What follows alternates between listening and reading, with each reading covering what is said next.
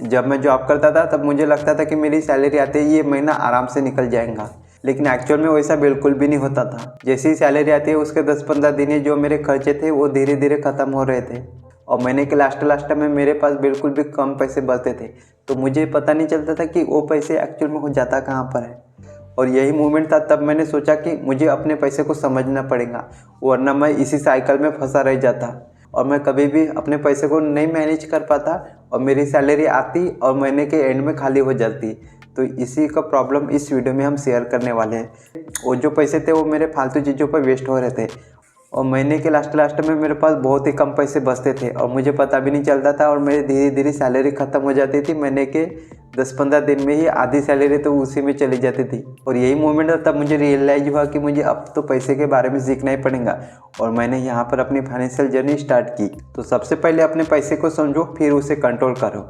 मैंने स्टार्टिंग में ये डिसीजन लिया कि जो मेरे खर्चे होते थे मैं उन्हें नोटबुक में या फिर अपने मोबाइल में जो नोट होते उसके में लिख के रख देता था। एक में जो तारीख लिखते थे, जिस तारीख में क्या क्या खर्च हुए वो लिख रहा था। और अभी मुझे याद है कि मेरे अभी 200 का सामान लिया तो वो भी लिखना भूल गया था, तो उसे मैं बाद में लिख दूंगा। तो हर दिन मैं लिखता था और अभी भी मैं लिख रहा हूँ। तो हर दिन मैं लिख रहा हूँ, तो ये मुझे आदत अच्छी लगी है। लिख के रखता हूँ कि अभी मेरा पैसा कहाँ पर जा रहा है। मैंने ये नहीं सोचा था कि मेरा जो खर्च है उसे कम करना है, मैंने ये सोचा कि मेरा जो खर्च है वो होने दो। बस मैं उन जो खर्च होते थे मैं उसको नोट, मतलब मोबाइल में आसान होता है लिखने के लिए, तो मैंने ज़्यादातर मोबाइल में लिखा हूँ। जिस दिन मैं खर्च करता था तो वो तारीख लिखता था और हर दिन कुछ ना कुछ मुझे मालूम था कि मैं कुछ ना कुछ लेता ही था। कभी ब्रेड लेना, कभी किराना सामान लेना, कभी तेल लेना, कभी सब्जी का लेना। तो मैं अभी रूम में रह रहा हूँ तो आपको पता ही होगा। और मैं बहुत सारी चीज़ें खरीदता था और मैं उसे अपने नोटबुक में हर दिन लिखता था। कभी कभी मैं भी भूल जाता था। स्टार्टिंग में मुझे प्रॉब्लम हुई 10-15 दिन, लेकिन मैं बाद में लिखते गया। तो मैं सबसे पहले यही काम करता था। मैं तब मुझे पता चला कि मेरी सैलरी कम नहीं है, बल्कि मेरे जो गलत आदत है जिसकी वजह से मेरे खर्चे बच नहीं रहे। और यही मुझे पता चला जब मैंने अपने पैसों को लिखना स्टार्ट कर दिया था, कि मुझे पता चलता था कि मैं अपने पैसे को कहाँ इन्वेस्ट कर रहा हूँ। तब मुझे पता चला कि मेरे पैसे यहाँ पर वेस्ट हो रहे और उसी दिन से मैंने अपने 3 चीज़ें स्टार्ट कर दी। सबसे पहले मेरी जो सैलरी आती थी मैं उसे मोबाइल के ऊपर बिल्कुल भी नहीं रखता था, क्योंकि वहाँ पर मेरा एक ही अकाउंट था। तो मेरे पैसे होते थे वो सिर्फ अकाउंट में ही रहते थे। 10-12 हज़ार, 15 हज़ार, 20 हज़ार, जो भी मेरी सैलरी आती है। 20 हज़ार तो नहीं है, कम 16 हज़ार है। तो मुझे मेरी सैलरी 14-15 हज़ार आती थी। मैंने क्या किया, मैं बैंक अकाउंट में जाता था और मैं पूरे कैश को है वो उसको लेके आता था और वहाँ में से जो मतलब 10,000 रुपये यहाँ पर, 3,000 रुपये यहाँ पर, 2,000 रुपये यहाँ पर, इस तरीके से मैं उन्हें बांट देता था और मैं उनको अलग अलग रख देता था, जिसकी वजह से मैं उन्हें मेंटेनेंस करता था। तो ये मैंने ट्रिक अपनाई थी और ये मुझे बहुत बेस्ट लगी और इससे मुझे काफ़ी फ़ायदा हुआ है। इस तरीके से करने से जो पैसे होते हैं वो मैनेज हो जाते हैं और कंट्रोल भी आ जाता है, क्योंकि मैंने एक टारगेट रखा था कि मुझे 2,000 रुपये इस चीज़ों में खर्च करना है, 3,000 रुपये मुझे इस खर्च के ऊपर करना है और मेरे जो एक्चुअल में खर्चे थे उन्हें मैं साइड में पूरी तरह से रख देता था। तो मुझे मालूम था और मैं ये अपने हिसाब से करता था। तो आप भी यहाँ पर देख रहे हो वीडियो, तो आप भी अपने हिसाब से कर सकते हो। अगर मुझे ये वाला तो सिंपल लगा, क्योंकि मेरे अकाउंट में मोबाइल में होता था, तो मेरे पैसे होते थे वो एक ही जगह पर होते थे, जिसकी वजह से मुझे जो भी कुछ भी लगता था वो मैं बिना सोचे फ़ोन पे मार देता था। तो ये थी और एक चीज़। अब मैं बताता हूँ दूसरी चीज़। तो जब मेरे जो कुछ पैसे बचते थे, मतलब 1,000-2,000 रुपये जो मुझे साइड में रखता था, उन्हें मैं इन्वेस्ट करता था खुद के ऊपर। अभी मैंने थोड़ा सा रिसेंटली अभी माइक लिया हूँ अपने वीडियो बनाने के लिए। अभी यहाँ पर आप देख सकते हो, ये जो माइक है इसके ऊपर मैंने अभी मतलब लिया हूँ वीडियो बनाने के लिए, जो आपके लिए वीडियो बनाने के लिए माइक लिया हूँ। मतलब ये मेरे लिए एक रियल इन्वेस्टमेंट है। और मैं अपने थोड़ा सा कार्स में भी थोड़ा सा इन्वेस्ट कर देता हूँ, इधर 500-1,000 रुपये का। मतलब मैंने काफ़ी टाइम कोर्स में अपने पैसे को इन्वेस्ट किया हूँ।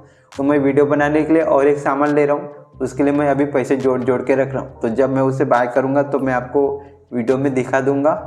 तो ये मेरे लिए एक रियल इन्वेस्टमेंट की है, जहाँ पर मैं उन पैसे को अपने काम के ऊपर लगा देता हूँ, मतलब अपने ऊपर या फिर अपने जो मेरा जो करियर है उसके ऊपर काम पर लगा देता हूँ। तो ये मेरे लिए एक रियल इन्वेस्टमेंट है जो आगे चल के मुझे अच्छा रिटर्न देंगी। तो ये मेरा माइंडसेट है। और जब मैं जॉब में जाता था तो मेरे लिए वीडियो बनाना भी काफ़ी मुश्किल हो जाता, मतलब जॉब भी जाओ वीडियो भी बनाओ, मतलब एक बैलेंस क्रिएट करना बहुत ज़्यादा मुश्किल होता था। जॉब में ना मेरा 8 घंटे तो वो जॉब में जाता है, बल्कि आने जाने में भी मेरा 1-2 घंटा वेस्ट हो रहा था। मतलब कम्प्लीटली उसमें 10 घंटे तक जाते ही जाते थे। मतलब जहाँ पर 8 घंटे वो तो जॉब में ही जाता है, बल्कि आने जाने में भी मेरा 1 घंटा जाता था। तो ऐसे में मेरे 2 घंटे मतलब पूरे के पूरे दिन के 10 घंटे तो उसी जॉब में जाता था।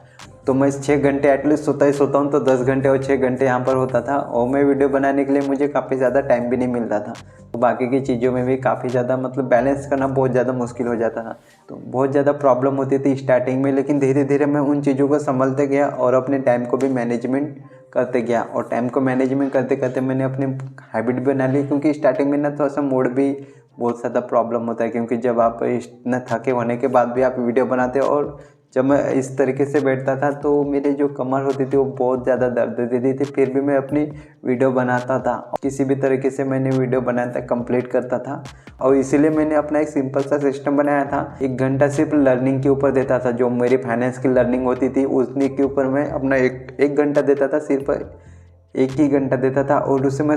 और उसको देखने के बाद मैं ये सोचता था कि मैं उसे अपने लाइफ में कैसे अप्लाई कर सकूं। मतलब वो वीडियो देखने के बाद मैं अपने आप से क्वेश्चन करता था कि उस चीज़ को मैं अपने लाइफ में किस तरीके से अप्लाई कर सकता हूं। और जब मैं जॉब के आने के बाद जो मेरी लर्निंग होगी, वो जो 1 घंटे की फिक्स लर्निंग होगी, उन्हीं के ऊपर मैं अपना वीडियो बनाऊंगा। और ये मैंने अपने काम के एक्सपीरियंस से सीखा हूँ। तो मैंने करते करते सीखा, ऐसा नहीं कि एक दिन में सीखा। और स्टार्टिंग में तो मुझे भी बहुत प्रॉब्लम गई, और ऐसे ही मैं वीडियो बनाया करता था। और इसी वजह से अपने जॉब के साथ साथ अपने वीडियो को भी मैनेजमेंट करता था। लेकिन अपनी फाइनेंशियल माइंडसेट को पूरी तरीके से बदल दिया। और मैंने सीखा कि पैसे को लेकर इमोशन नहीं, लॉजिक होना। और हर चीज़ खर्च करने से पहले मैं ये सोचता था कि मुझे उस चीज़ से वैल्यू मिल रही है भी नहीं। इन्हीं हैबिट ने मेरी फाइनेंशियल स्टेबिलिटी बनाई है। सबसे पहले हमारा माइंड सेटलमेंट होता है, उसके बाद हमारे पैसे सेटलमेंट होते हैं। अगर आपका माइंड सेटल नहीं है तो आपके पैसे कभी भी मैनेज ही नहीं हो सकते। तो सबसे पहले मैंने अपने माइंड के ऊपर काम किया।